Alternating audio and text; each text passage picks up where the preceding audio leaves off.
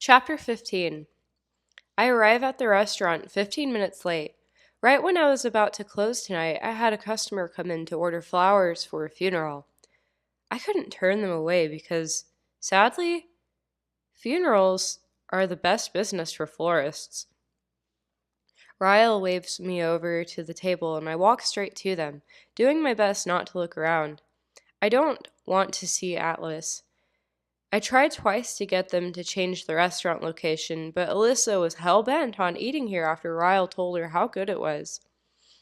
I slide into the booth, and Ryle leans over and kisses me on the cheek. "Hey, girlfriend."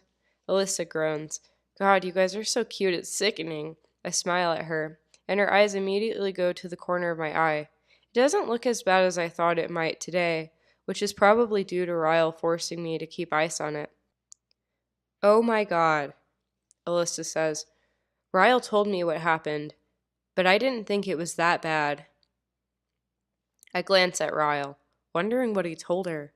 The truth? He smiles and says, "Olive oil was everywhere. When she slipped, it was so graceful you'd think she was a ballerina." A lie.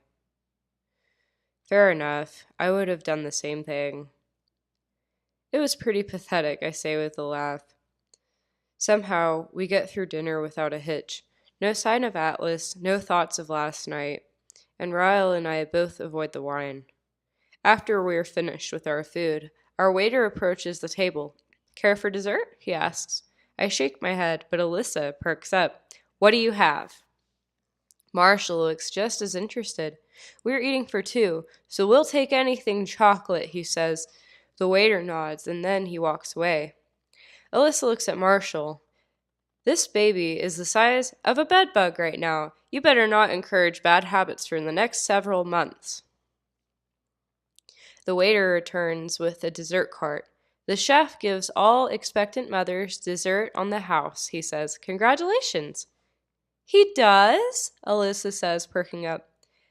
"Guess that's why it's called bibs," Marshall says. "Chef likes the babies." We all look at the cart. "Oh God," I say, looking at the options. "This is my new favorite restaurant," Alyssa says. We pick out 3 desserts for the table. The 4 of us spend the time waiting for it to be served, discussing baby names. "No," Alyssa says to Marshall, "we're not naming this baby after a state." "But I love Nebraska," he whines. "Idaho?" Alyssa drops her head in her hands. "This is going to be the demise of our marriage." "Demise?" Marshall says. "That's actually a good name." Marshall's murder is thwarted by the arrival of dessert. Our waiter places a piece of chocolate cake in front of Alyssa and steps aside to make room for the waiter behind him who is holding the other 2 desserts. The waiter motions toward the guy placing our desserts down and says, "The chef would like to extend his congratulations." "How is the meal?" the chef asks, looking at Alyssa and Marshall. By the time his eyes make it to mine, my anxiety is seeping from me. Atlas locks eyes with me, and without thinking, I blurt out, "You're the chef?" The waiter leans around Atlas and says, "The chef, the owner. Sometimes waiter, sometimes dishwasher. He gives a new meaning to hands-on." The next 5 seconds go unnoticed by everyone at our table, but they play out in slow motion to me. Atlas's eyes fall to the cut on my eye, the bandage wrapped around Ryle's hand. Back to my eye. "We love your restaurant," Alyssa says. "You have an incredible place here." Atlas doesn't look at her. I see the roll of his throat as he swallows. His jaw hardens, and he says nothing as he walks away. Shit. The waiter tries to cover for Atlas's hasty retreat by smiling and showing way too many teeth. "Enjoy your dessert," he says, scuffling off to the kitchen. "Bummer," Alyssa says. "We find a new favorite restaurant, and the chef is an asshole." Ryle laughs. "Yeah, but the assholes are the best ones. Gordon Ramsay?" "Good point," Marshall says. I put my hand on Ryle's arm. "Bathroom," I tell him. He nods as I scoot out of the booth, and Marshall says, What about Wolfgang Puck? You think he's an asshole? I walk across the restaurant, head down, fast-paced. As soon as I get into the familiar hallway, I keep going. I push open the door to the women's restroom and then turn around and lock it. Shit, shit, shit, shit. The look in his eye, the anger in his jaw. I'm relieved he walked away, but I'm half convinced he's probably going to be waiting outside the restaurant when we leave, ready to kick Ryle's ass. I breathe in my nose, out my mouth, wash my hands, repeat the breathing. Once I'm more calm, I dry my hands on a towel. I'll just go back out there and tell Ryle I'm not feeling well. We'll leave, and we'll never come back. They all think the chef is an asshole, so that can be my excuse. I unlock the door, but I don't pull it open. It starts opening from the other side, so I step back. Atlas steps inside the bathroom with me and locks the door. His back rests against the door as he stares at me, focused on the cut near my eye. "What happened?" he asks. I shake my head. "Nothing." His eyes are narrow, still ice blue, but somehow burning with fire. "You're lying, Lily." I muster enough of a smile to get me by. "It was an accident." Atlas laughs, but then his face falls flat. "Leave him." Leave him? Jesus, he thinks this is something else entirely. I take a step forward and shake my head. "He's not like that, Atlas." "It wasn't like that. Ryle is a good person." He tilts his head and leans it forward a little bit. "Funny, you sound just like your mother." His words sting. I immediately try to reach around him for the door, but he grabs my wrist. "Leave him, Lily." I yank my hand away. I turn my back to him and inhale a deep breath. I release it slowly as I face him again. If it's any comparison at all, I'm more scared of you right now than I've ever been of him. My words make Atlas pause for a moment. His nod starts out slowly, and then gets more prominent as he steps away from the door. "I certainly didn't mean to make you feel uncomfortable." He motions toward the door, just trying to repay the concern you've always shown me. I stare at him for a moment, unsure how to take his words. He's still raging on the inside, I can see it, but on the outside he's calm, collected, allowing me to leave. I reach forward and unlock the door, then pull it open. I gasp when my eyes meet Ryle's. I quickly glance over my shoulder to see Atlas filing out of the bathroom with me. Ryle's eyes fill with confusion as he looks from me to Atlas. "What the fuck, Lily?" "Ryle?" My voice shakes. God, this looks so much worse than it is. Atlas steps around me and turns toward the doors to the kitchen, as if Ryle doesn't even exist to him. Ryle's eyes are glued to Atlas's back. "Keep walking, Atlas." Right when Atlas reaches the kitchen doors, he pauses. No, no, no, keep walking.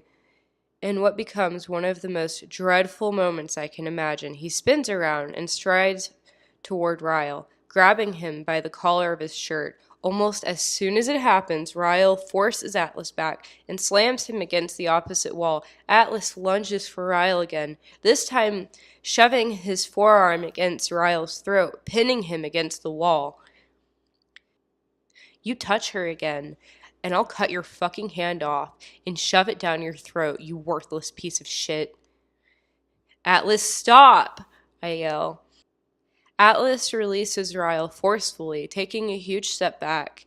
Ryle is breathing heavily, staring at Atlas long and hard. Then his focus moves directly to me. "Atlas?" He says his name with familiarity. Why is Ryle saying Atlas's name like that? Like he's heard me say it before. I've never told him about Atlas. Wait, I did. That first night on the roof. It was one of my naked truths. Ryle lets out a disbelieving laugh and points at Atlas, but he's still looking at me. "This is Atlas? The homeless boy you pity fucked?" Oh God. The hallway instantly becomes a blur of fists and elbows and my screams for them to stop. Two waiters push through the door behind me and shove past me, separating them just as quickly as it started. They're pushed apart against opposite walls, staring each other down, breathing heavily. I can't even look at either of them. I can't look at Atlas, not after what Ryle just said to him. I also can't look at Ryle because he's probably thinking the absolute worst possible thing right now. Out! Atlas yells, pointing at the door, but looking at Ryle. Get the hell out of my restaurant! I meet Ryle's eyes as he begins to walk past me, scared of what I'll see in them. But there isn't any anger there. Only hurt. Lots of hurt. He pauses as if he's about to say something to me, but his face just twists into disappointment, and he walks back out into the restaurant. I finally glance up at Atlas and can see disappointment all across his face. Before I can explain away Ryle's words to him, he turns and walks away, pushing through the kitchen doors. I immediately turn and run after Ryle. He grabs his jacket from the booth and walks toward the exit without even looking at Alyssa and Marshall. Alyssa looks up at me and holds her hands up in question. I shake my head, grab my purse, and say, "It's a long story. We'll talk tomorrow." I follow Ryle outside, and he's walking toward the parking lot. I run to catch up to him, and he just stops and punches in the air. "I didn't bring my fucking car!" he yells, frustrated. I pull my keys out of my purse, and he walks up to me and snatches them from my hand. Again, I follow him, this time to my car. I don't know what to do. I don't know if he even wants to speak to me right now. He just saw me locked in a bathroom with a guy I used to be in love with. Then, out of nowhere, that guy attacks him. God, this is so bad. When we reach my car, he heads straight for the driver's side door. He points to the passenger side and says, "Get in, Lily." He doesn't speak to me the entire time we're driving. I say his name once, but he just shakes his head like he's not ready to hear my explanation yet. When we pull into my parking garage, he gets out of the car as soon as he turns it off, like he can't get away from me fast enough. He's pacing the length of the car when I get out. "It wasn't what it looked like, Ryle, I swear." He stops pacing, and when he looks at me, my heart doubles over. There's so much pain in his eyes right now, and it's not even necessary. It was all due to a stupid misunderstanding. "I didn't want this, Lily," he says. "I didn't want a relationship. I didn't want this stress in my life." As much as he's hurting because of what he thinks he saw, his words still piss me off. "Well, then leave." "What?" I throw my hands up. "I don't want to be your burden, Ryle. I'm so sorry my presence in your life is so unbearable." He takes a step forward. "Lily, that's not what I'm saying." He throws his hands up in frustration and then walks past me. He leans against my car and folds his arms over his chest. There's a long stretch of silence while I wait for what he has to say. His head is down, but he lifts it slightly, looking up at me. "Naked truths, Lily. That's all I want from you right now. Can you please give me that?" I nod. "Did you know he worked there?" I purse my lips together and wrap my arm over my chest, grabbing at my elbow.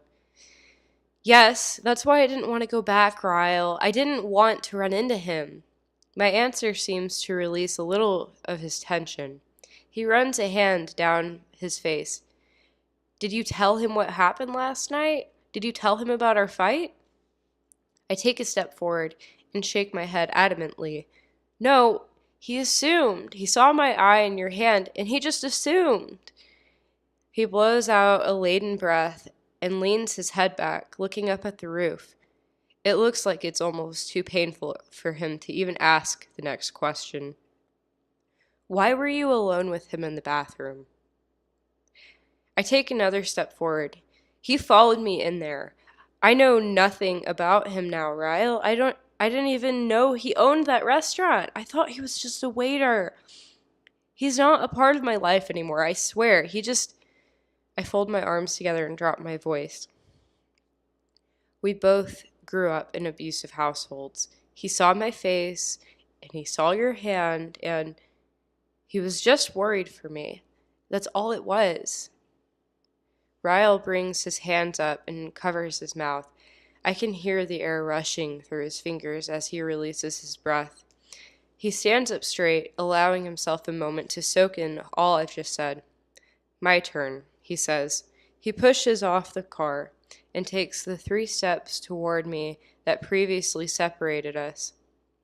He puts both hands on my cheeks and looks me dead in the eyes. If you don't want to be with me, please tell me right now, Lily, because when I saw you with him, that hurt. I never want to feel that again. And if it hurts this much now, I'm terrified to think of what it could do to me a year from now. I can feel the tears begin to stream down my cheeks. I place my hands on top of his and shake my head. I don't want anyone else, Ryle. I only want you. He forces the saddest smile I've ever seen on a human. He pulls me to him and holds me there. I wrap my arms around him as tight as I can as he presses his lips to the side of my head. I love you, Lily. God, I love you. I squeeze him tight, pressing a kiss to his shoulder. I love you too. I close my eyes and wish I could wash away the entire last 2 days. Atlas is wrong about Ryle. I just wish Atlas knew he was wrong.